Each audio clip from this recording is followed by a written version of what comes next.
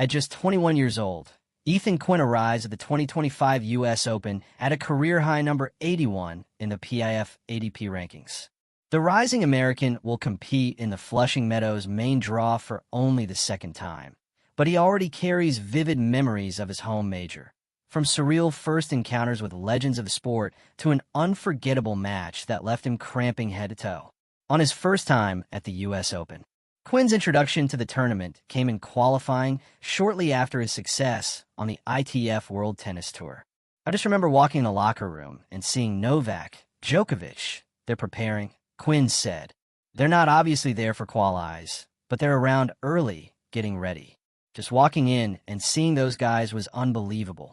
The week before I was in Kalamazoo, Michigan, and then suddenly I was in New York with so many big names. It was surreal. On his first match experience, the American made his debut on one of the tournament's most atmospheric stages. I played Ernesto Escobedo on court 17, which I think is the biggest court I've played on at the Open, Quinn recalled.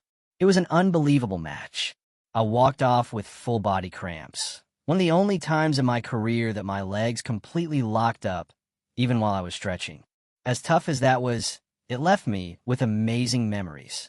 I'm looking forward to building even more. On his earliest U.S. Open memory as a fan, Quinn's personal connection to Flushing Meadows stretches back to childhood. The first memory I have of the tournament is when Delpa, Juan Martin Del Potro, won it in 2009, he said. I was 3 or 4 years old, so it's probably the first memory I really have of the Open. Looking back now, you see Roger for 5 years, you see Novak for however many years, but that year it wasn't Roger, Rafa, or Novak. It was different, and that stood out.